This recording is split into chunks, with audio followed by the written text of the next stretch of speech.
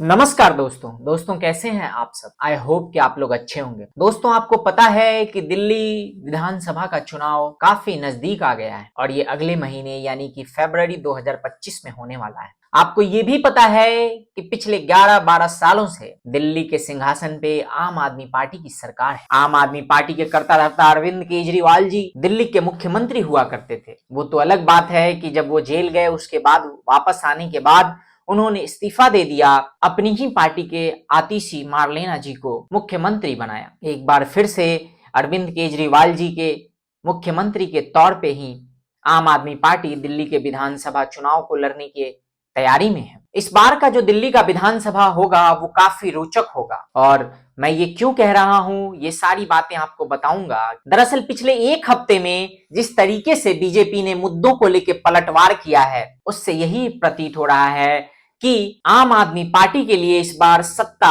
में पहुंचना या सत्ता में बने रहना इतना आसान नहीं होने वाला है। दोस्तों आपको यह भी पता है कि आम आदमी पार्टी, कांग्रेस और भारतीय जनता पार्टी ये तीनों अलग अलग लड़ रहे। वैसे तो आम आदमी पार्टी और कांग्रेस केंद्र में एक दूसरे के साथ हैं, वो सभी इंडिया यानी कि इंडिया अलायंस के मेंबर हैं। इंडिया अलायंस संगठन के उनकी जो पार्टियां हैं वो सदस्य हैं और दिल्ली चुनाव में वो एक दूसरे के प्रतिद्वंदी हैं। अब ऐसा हो सकता है कि चुनाव जीतने के बाद अगर सीटों की संख्या कम या ज्यादा होती है और कोई भी पार्टी पूर्ण रूप से या यूं कहें कि पूरी बहुमत के साथ दिल्ली में सरकार बनाने में सक्षम नहीं हो पाती या उस तरीके के बहुमत के आंकड़े नहीं होंगे तो आम आदमी पार्टी और कांग्रेस एक बार फिर से गठजोड़ करके सरकार बना सकती है। खैर वो तो बाद की बात है दोस्तों। बहरहाल वापस लौटते हैं दिल्ली विधानसभा के चुनाव पे जो होने वाला है। और मैं ये क्यों कह रहा हूं कि इस बार का जो दिल्ली विधानसभा का चुनाव है वो काफी दमदार होगा और आम आदमी पार्टी के लिए इस बार की जो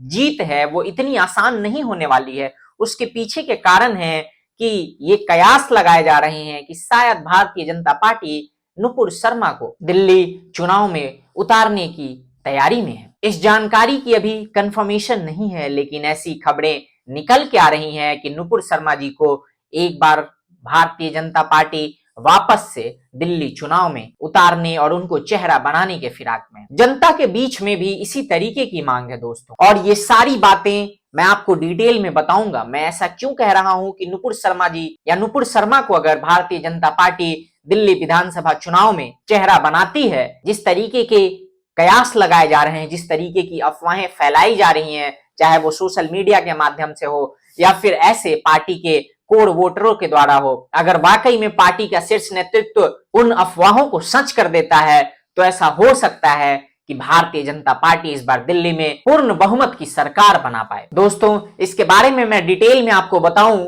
लेकिन उससे पहले जैसा कि मैं हर बार आप लोगों से कहता हूं कि अगर आप मेरे चैनल पे नए हैं तो मेरे चैनल को सब्सक्राइब कर लीजिए। मेरे वीडियोस अगर आपको पसंद आ रहे हैं, अच्छे लग रहे हैं तो इसे ज्यादा से ज्यादा लाइक कीजिए, ज्यादा से ज्यादा लोगों के साथ शेयर कीजिए। दोस्तों नुपुर शर्मा, आप सब ने नुपुर शर्मा का नाम सुना होगा। नुपुर शर्मा जो कुछ समय पहले तक यानी कि कुछ साल पहले तक भारतीय जनता पार्टी की प्रवक्ता हुआ करती थी। वैसे तो वो विधानसभा चुनाव पहले भी लड़ चुकी हैं जिसमें उन्हें हार का सामना करना पड़ा था। उसके बाद वो पार्टी की प्रवक्ता थी, भारतीय जनता पार्टी की, और काफी प्रखर प्रवक्ता रही हैं। वो हर मुद्दों पे उन्होंने पार्टी को डिफेंड किया है, हर मुद्दों पे उन्होंने अपनी राय स्पष्ट तरीके से अपने प्रवक्ता के कार्यकाल में उन्होंने जनता के सामने रखा है। नुपुर शर्मा कुछ समय पहले तक सिर्फ दिल्ली या दिल्ली के आसपास के राजनीति में ही एक जाना पहचाना नाम थी, लेकिन आप सबको पता होगा दोस्तों कि कैसे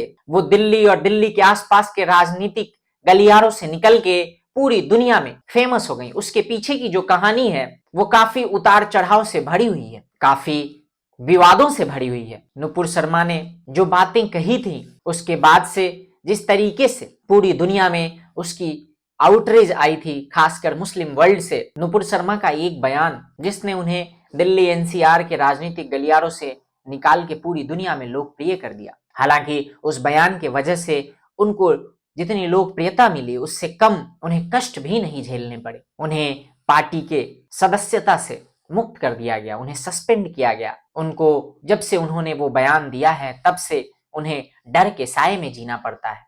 उनका नाम लेके कई सारे लोगों को मौत के घाट उतारा गया। सुप्रीम कोर्ट ने भी उनकी काफी आलोचना की, वगैरह वगैरह ये सारी चीजें। लेकिन एक तरफ जहां ये सब कुछ हुआ, वहीं दूसरी तरफ उनकी एक छवि बनी, एक छवि फायर ब्रांड हिंदुत्व लीडर की। जिस तरीके से उन्होंने विगत कुछ समय में जो संघर्ष झेला है, जिस तरीके से उन्होंने कष्ट झेले हैं, जिस तरीके से उन्हें और उनके परिवार को अलग अलग तरीके से धमकियां मिलती रहीं, पार्टी ने उन्हें सस्पेंड कर दिया, इन सब को झेलते हुए अब ऐसा प्रतीत हो रहा है कि जनता नुपुर शर्मा को दिल्ली के चीफ मिनिस्टर के तौर पे पसंद करने लगी है।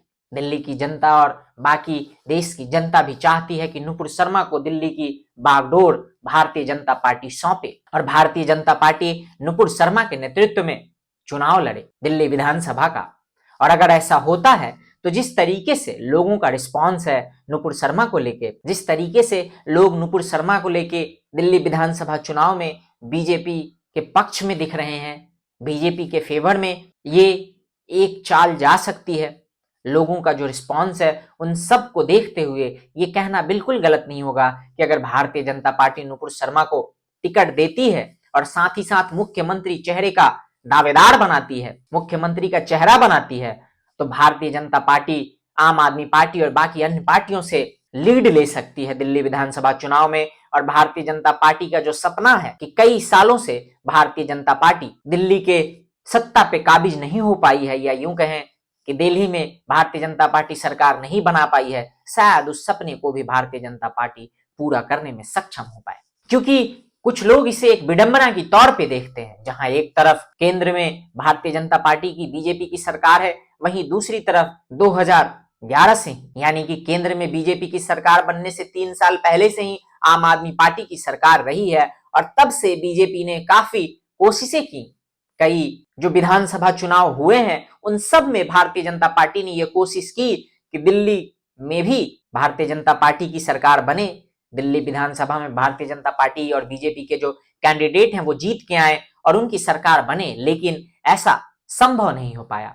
तो इस बार बीजेपी के पास एक अच्छा मौका है, क्योंकि जिस तरीके से लोगों का रिस्पांस नुपुर शर्मा के लिए आ रहा है, अगर बीजेपी नुपुर शर्मा के नाम को आगे करती है और सीएम के चेहरे के तौर पे उनके नाम को आगे बढ़ाती है, तो ऐसा लग रहा है लोगों के रिस्पांस को देखते हुए कि वाकई में भारतीय जनता पार्टी काफी समय से जिस चीज को करने की फिराक में है, यानी कि दिल्ली में सत्ता को हासिल करने के फेरे में है, वो कर सकती है। दोस्तों बाकी देखते हैं कि आखिर भारतीय जनता पार्टी क्या करती है, किस तरीके से फैसले लेती है और दिल्ली विधानसभा चुनाव में दिल्ली विधानसभा चुनाव के जो नतीजे होते हैं वो कैसे होते हैं। क्या दिल्ली की जनता एक बार फिर से अरविंद केजरीवाल जी और आम आदमी पार्टी के ऊपर मोहर लगाती है, या दिल्ली की जनता इस बार परिवर्तन को अपने गले लगाती है, ये तो चुनाव परिणामों के बाद ही पता चल पाएगा। फिलहाल के लिए इतना ही, मिलते हैं अगले वीडियो में। टिल देन जय हिंद, जय भारत, नमस्कार।